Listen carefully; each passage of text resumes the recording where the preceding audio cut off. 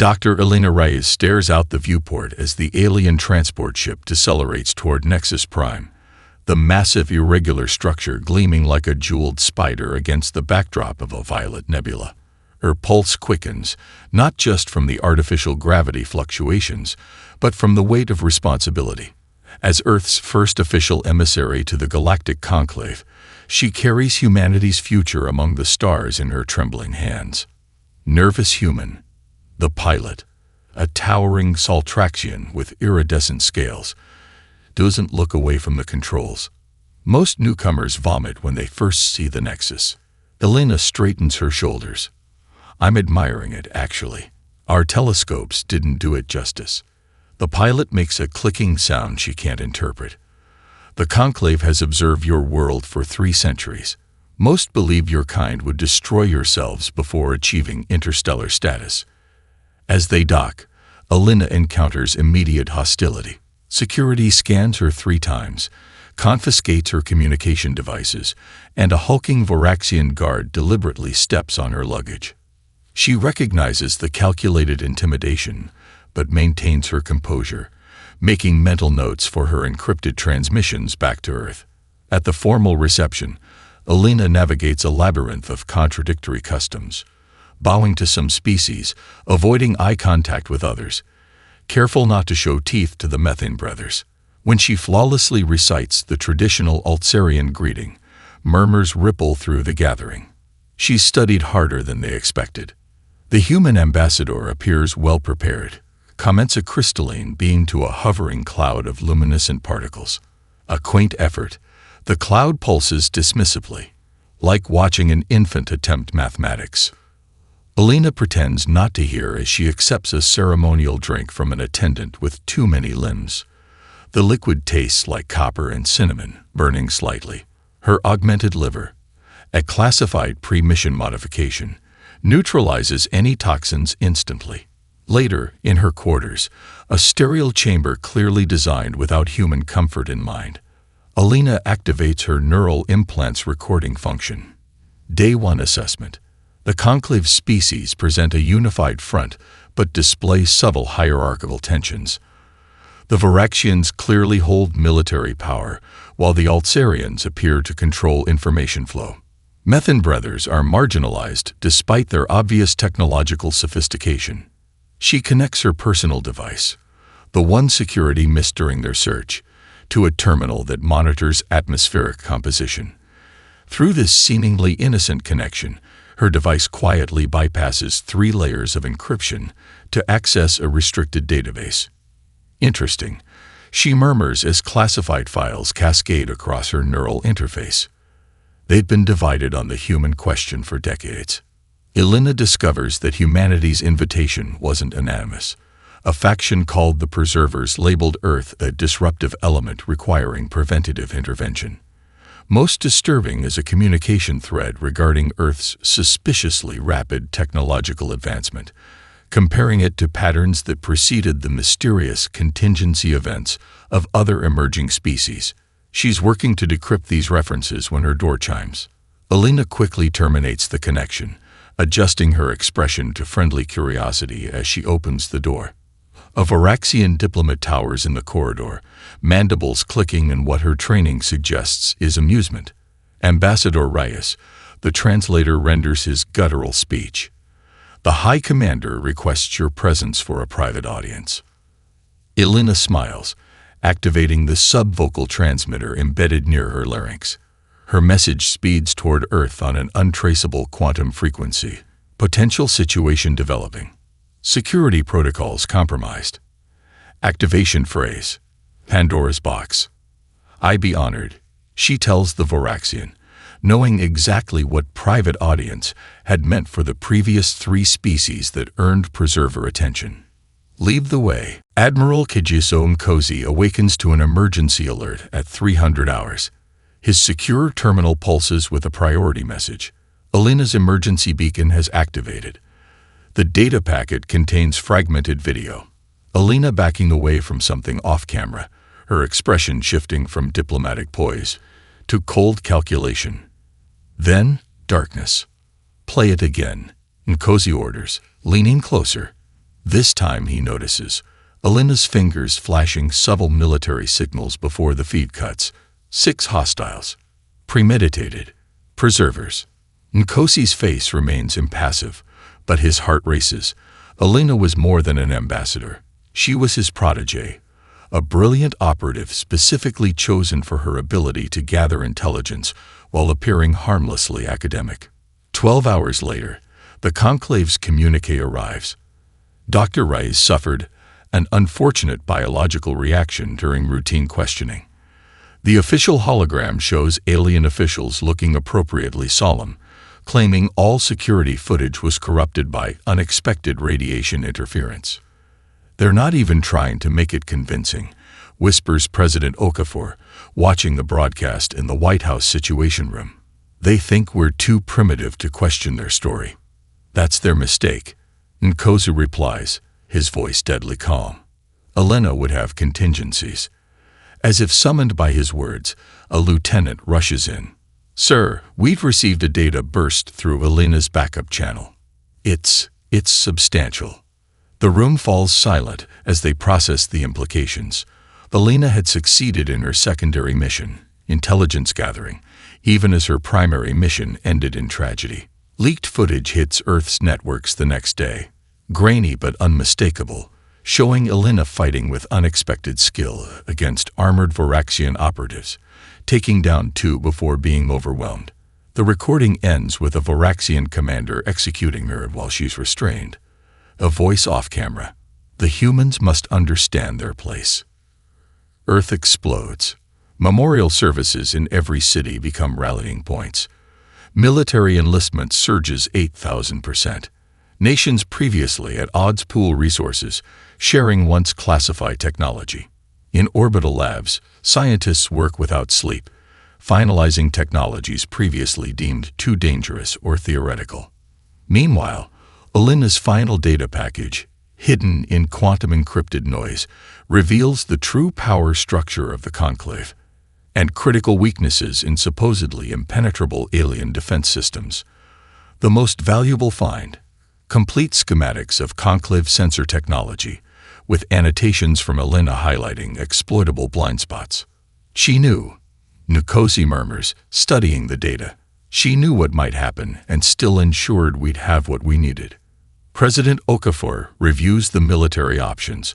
All conventional responses would be suicide against the Conclave's overwhelming technological superiority. "What do you recommend, Admiral?" Nkosi studies the Varaxian commander's image from the execution video. They expect either helpless rage or futile diplomacy. Their mistake was killing someone who understood them better than they understand us. He uploads Alina's final message to the secure display. They expect us to respond conventionally. Don't. At Alina's funeral, rain falls on Arlington National Cemetery as Admiral Nkosi stands before world leaders and billions watching globally. His eulogy avoids empty platitudes, focusing instead on a single promise. "Dr. Alina Reyes gave her life illuminating the path forward," he says, his voice steady while his eyes burn with controlled fury. "They thought killing one human would teach us submission." He pauses, looking directly into the global broadcast cameras, knowing his words will be analyzed by conclave observers. Instead, they'd just met humanity for the first time. As the ceremony concludes, a message reaches every major world government simultaneously. Operation Silent Response is now active. Phase 1 commences in 6 hours. The conclave, celebrating their successful demonstration of power, remains blissfully unaware that their victory announcement has just crossed paths with humanity's declaration of war. The Chinese fleet is moving into position, Madam President. General Santos highlights holographic projections, showing unprecedented military coordination between former adversaries. Russian hypersonic platforms are interfacing with our quantum communication grid. Indian space elevators are accelerating material to orbit at 200% capacity. President Okafor studies the orbital construction. Massive structures taking shape in Earth's shipyards that were competing commercial ventures just weeks ago. And our diplomatic channels. Exactly as planned, replies Ambassador Chen. Our official communications express appropriate outrage while requesting formal investigation. The Conclave representatives are responding with increasingly condescending dismissals. A junior officer interrupts with a tablet. The Varaxian High Commander's statement has gone viral, ma'am. The footage plays, showing the imposing alien addressing his species, and by extension, humanity. The human protest is like a child screaming at the ocean. They will tire and accept reality. The president's expression hardens. They still think this is about protest. Beneath the Antarctic ice, Admiral Mkosi leads humanity's true response. Here, in a facility unknown even to most world governments, 300 of Earth's most brilliant and unconventional minds have gathered. Hackers who once broke government encryptions now work alongside those same governments. Theoretical physicists collaborate with guerrilla warfare specialists.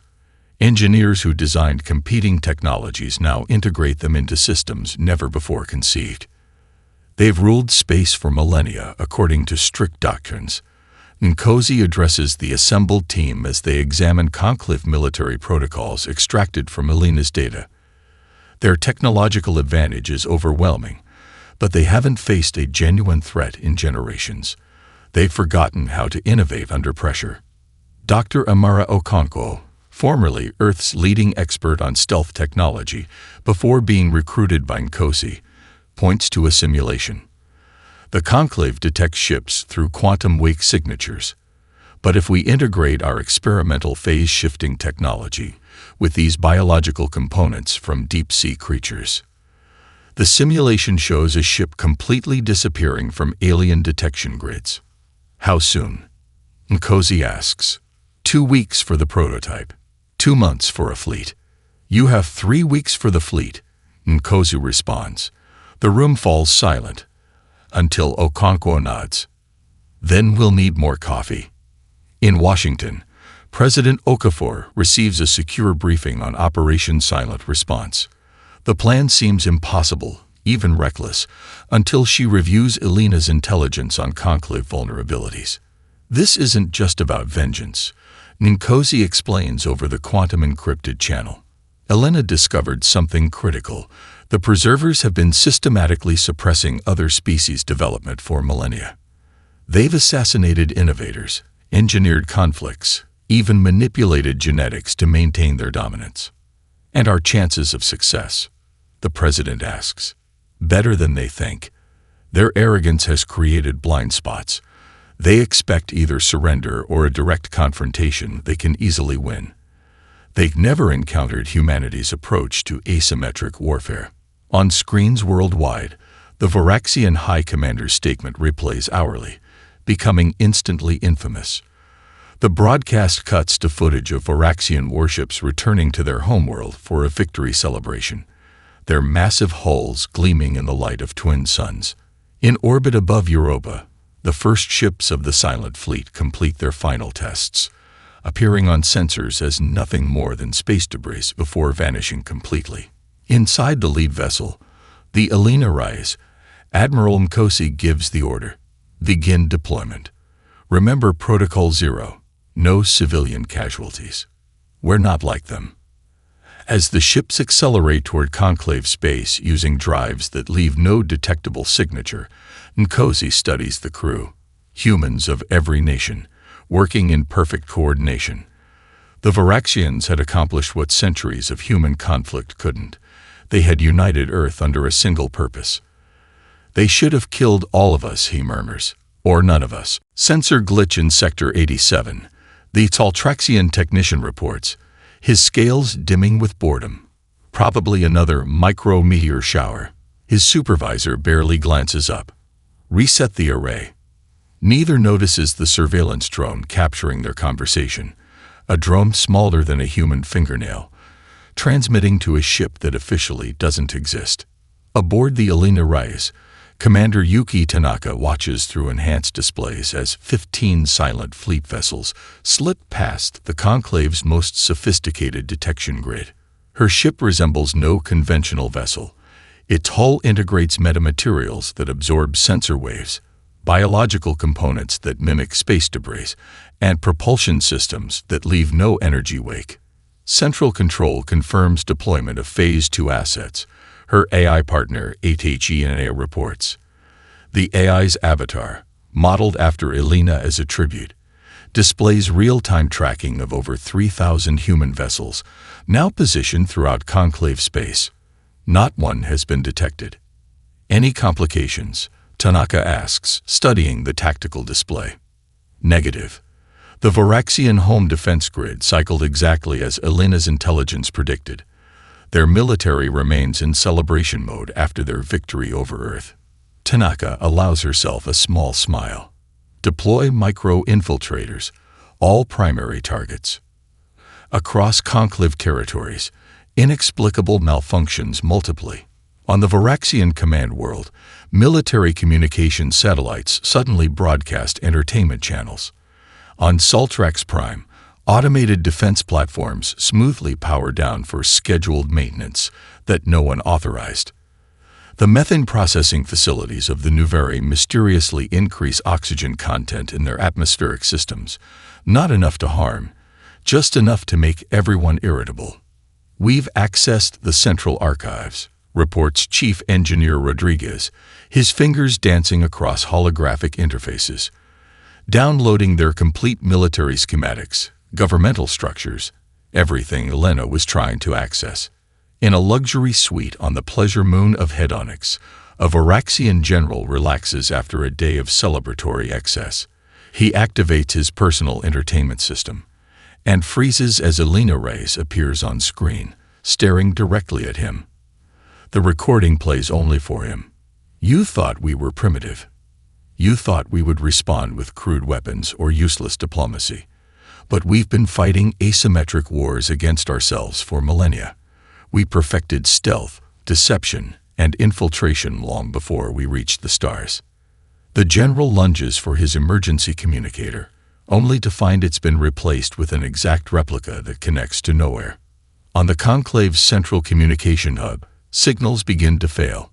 Not catastrophically, but in subtle, increasingly maddening ways. Translation systems introduce small but critical errors.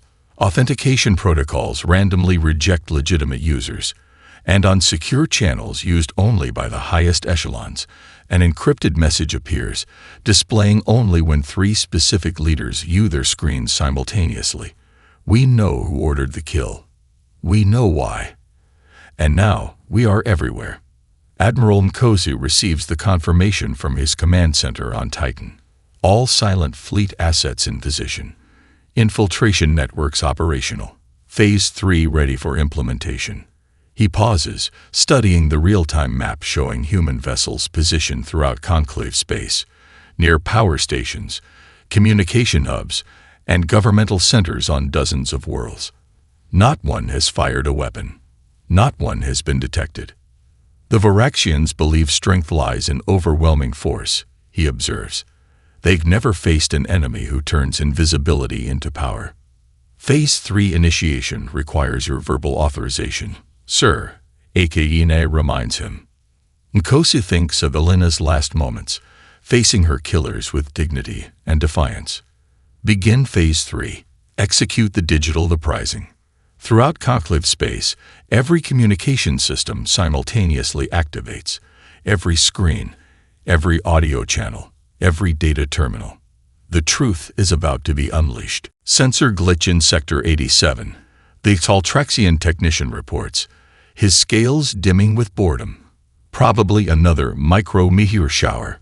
His supervisor barely glances up. Reset the array. Neither notices the surveillance drone capturing their conversation. A drone smaller than a human fingernail, transmitting to a ship that officially doesn't exist. Aboard the Elena Reyes, Commander Yuki Tanaka watches through enhanced displays as 15 silent fleet vessels slip past the conclave's most sophisticated detection grid. Her ship resembles no conventional vessel. Its hull integrates metamaterials that absorb sensor waves, biological components that mimic space debris, and propulsion systems that leave no energy wake. Central Control confirms deployment of Phase 2 assets, Her AI partner, ATHENA, reports. The AI's avatar, modeled after Elena as a tribute, displays real-time tracking of over 3,000 human vessels, now positioned throughout conclave space. Not one has been detected. Any complications? Tanaka asks, studying the tactical display. Negative. The Varaxian home defense grid cycled exactly as Elena's intelligence predicted. Their military remains in celebration mode after their victory over Earth. Tanaka allows herself a small smile. Deploy micro-infiltrators, all primary targets. Across conclave territories, inexplicable malfunctions multiply. On the Varaxian command world, military communication satellites suddenly broadcast entertainment channels. On Saltrax Prime, automated defense platforms smoothly power down for scheduled maintenance that no one authorized. The methane processing facilities of the Nuveri mysteriously increase oxygen content in their atmospheric systems, not enough to harm, just enough to make everyone irritable. We've accessed the central archives, reports Chief Engineer Rodriguez, his fingers dancing across holographic interfaces, downloading their complete military schematics, governmental structures, everything Elena was trying to access. In a luxury suite on the pleasure moon of hedonics, a Varaxian general relaxes after a day of celebratory excess. He activates his personal entertainment system and freezes as Elena Reyes appears on screen, staring directly at him. The recording plays only for him. You thought we were primitive. You thought we would respond with crude weapons or useless diplomacy. But we've been fighting asymmetric wars against ourselves for millennia. We perfected stealth, deception, and infiltration long before we reached the stars. The general lunges for his emergency communicator, only to find it's been replaced with an exact replica that connects to nowhere. On the conclave's central communication hub, signals begin to fail. Not catastrophically, but in subtle, increasingly maddening ways. Translation systems introduce small but critical errors. Authentication protocols randomly reject legitimate users, and on secure channels used only by the highest echelons, an encrypted message appears, displaying only when 3 specific leaders view their screens simultaneously. We know who ordered the kill. We know why. And now, we are everywhere. Admiral Nkosu receives the confirmation from his command center on Titan. All silent fleet assets in position. Infiltration networks operational. Phase 3 ready for implementation. He pauses, studying the real-time map showing human vessels positioned throughout conclave space, near power stations, communication hubs, and governmental centers on dozens of worlds. Not one has fired a weapon. Not one has been detected. The Varaxians believe strength lies in overwhelming force, he observes. They've never faced an enemy who turns invisibility into power. Phase 3 initiation requires your verbal authorization, sir, Athene reminds him. Nkosi thinks of Elena's last moments, facing her killers with dignity and defiance. Begin Phase 3. Execute the digital uprising. Throughout conclave space, every communication system simultaneously activates. Every screen, every audio channel, every data terminal.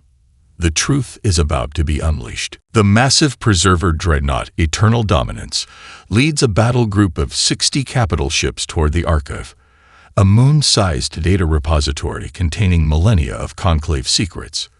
Aboard the command deck, Archon Valxis, eldest of the preservers, watches tactical displays with cold confidence.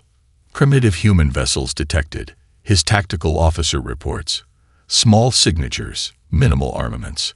They appear to be positioning themselves in our path. Valxis makes a dismissive gesture with 3 of his 7 appendages. Obliterate them. The archive must be secured. The dreadnought's primary weapons array powers up, then abruptly goes dark. Across the battle group, ship after ship reports critical systems failures. Engines idle. Weapons deactivate. Life support remains untouched. Inside each vessel, every screen, from the grandest command display to the smallest personal device, activates simultaneously. Admiral Nkosi's face appears, his expression not of triumph but of solemn purpose. This is Admiral Kijiso Nkosi of Earth. He begins, his message broadcasting not only to the immobilized fleet, but across every communication channel in conclave space. You kill the single human, believing we would cower or respond with futile aggression.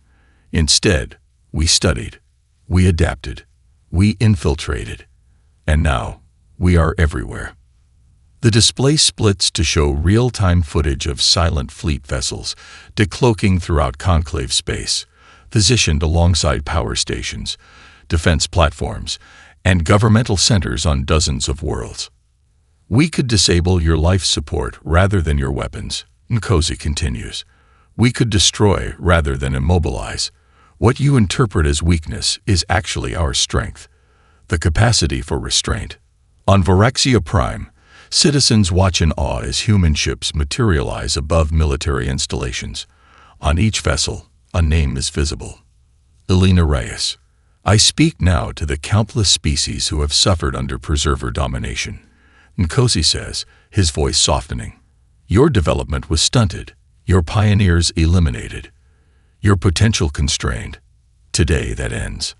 In a stunning demonstration, silent fleet vessels simultaneously deploy specialized field generators across 12 core worlds.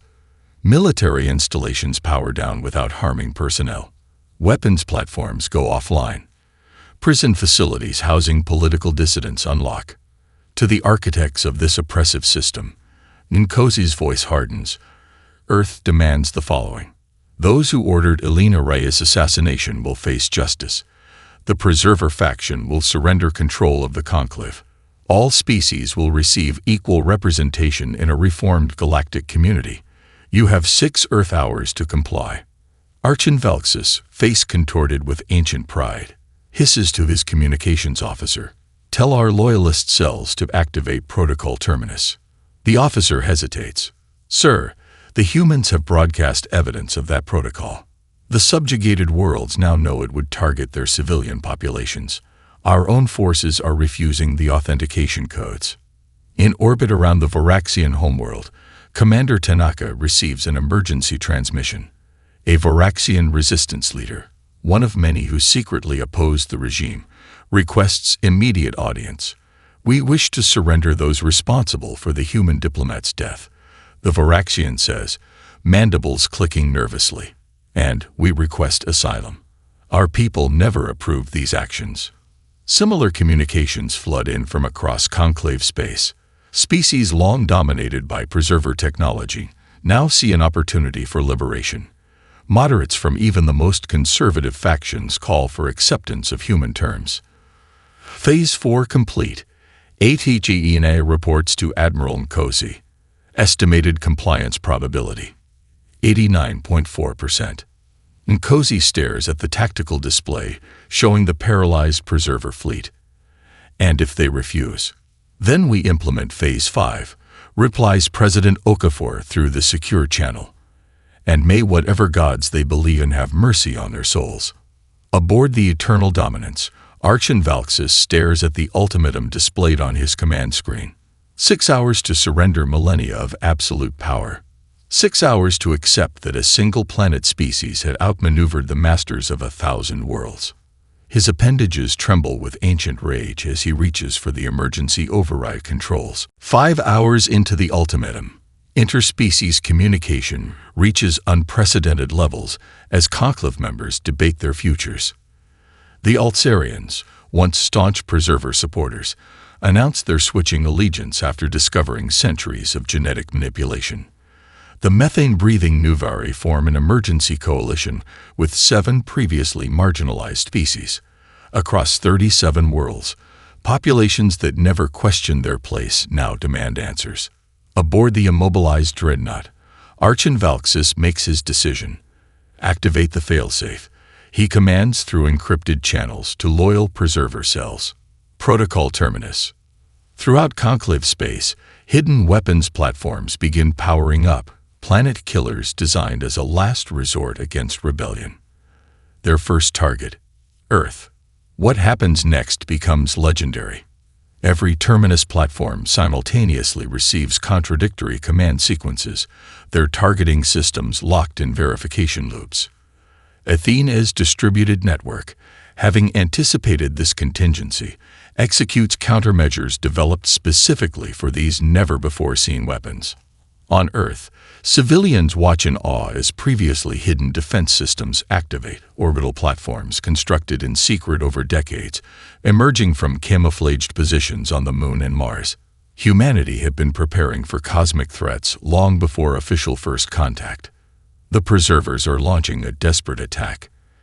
Admiral Nkosi warns allied species, all vessels, defensive positions. The remaining loyal Voraxian battle group, 12 capital ships commandeered by the regime's desperate remnants, makes a suicidal charge toward Earth. They're intercepted by a shocking sight. Vessels from 17 different conclave species, flying alongside the revealed Silent Fleet. "We stand with humanity," broadcasts the Taltraxian commander, her scales glowing fierce orange. "The old order ends today." The battle is brief but spectacular. Voraxian technology outmatches many allies, but they're overwhelmed by numbers and hampered by human countermeasures that turn their own systems against them. The flagship, attempting to deploy a superweapon, implodes when its containment field inverts, a malfunction courtesy of human hackers who learned Voraxian encryption in mere weeks. Archon Valxis, watching his carefully maintained order collapse, activates his personal escape vessel, only to find it already occupied by a hologram of Elena Reyes. "Your species has ruled through fear for 10,000 years," the recording says. "Humanity has survived through hope for 100,000. Which do you think is stronger?" The escape pod's navigation system activates, setting course not for his hidden sanctuary, but for Earth. In the Conclave's central chamber, now occupied by rebel species and human representatives, tribunal proceedings begin.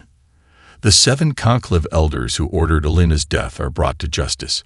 Evidence from the archive reveals the full extent of Preserver manipulations, entire civilizations engineered to fail, promising species held back through manufactured conflicts, and cultural treasures plundered then destroyed. "We offer membership in a new coalition." President Okafor addresses representatives from 83 species, not based on technological advancement, but on ethical principles.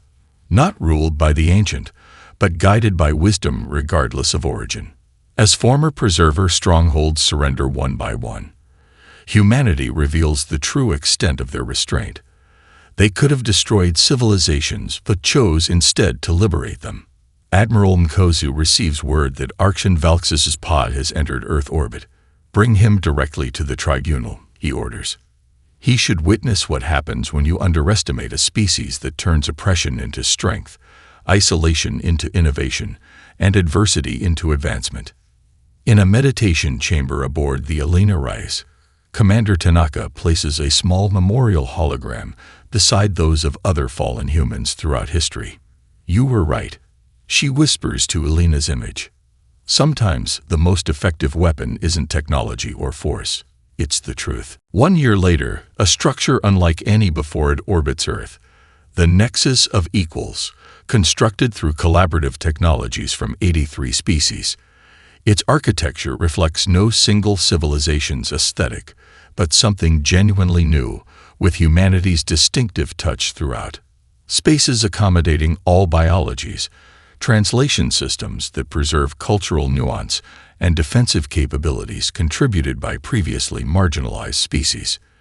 Inside the Grand Assembly Chamber, Admiral Nkosi, now Ambassador Nkosi, stands before representatives from worlds spanning 3 galactic arms. The formal ratification of the Covenant of Equals is about to begin.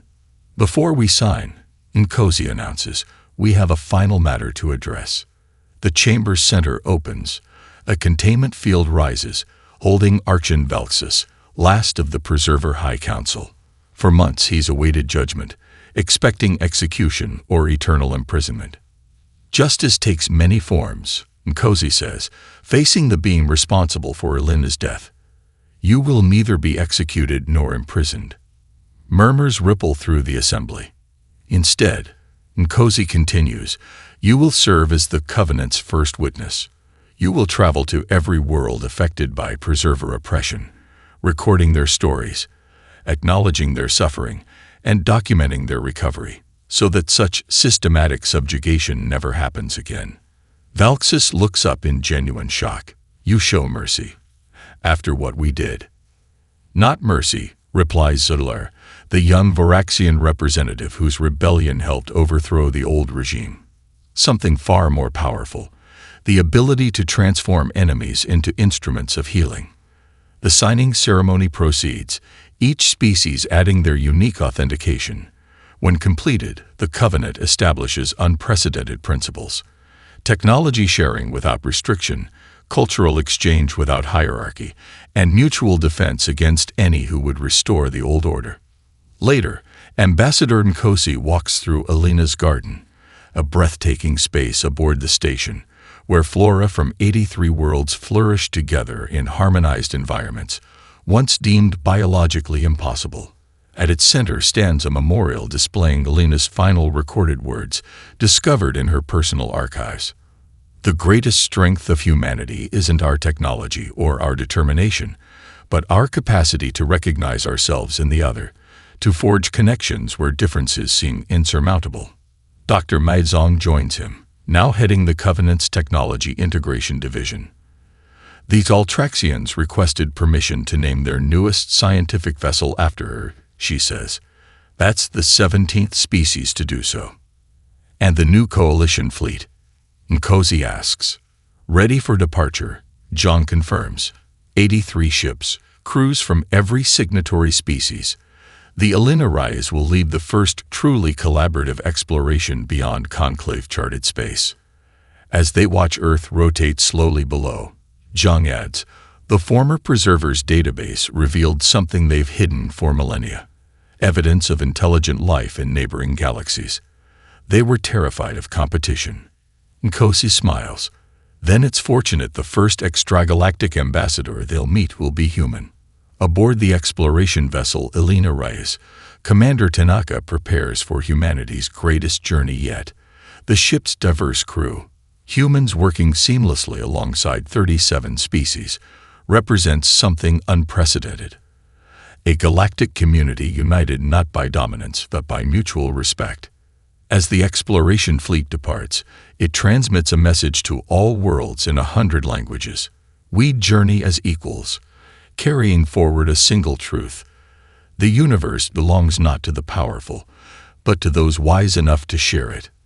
And on conclave worlds everywhere, children of all species learn the lesson that changed galactic history. Never underestimate a species that transforms grief into purpose. Never mistake technological advancement for wisdom. And above all, never, ever kill a single human without being prepared for a response the galaxy cannot ignore.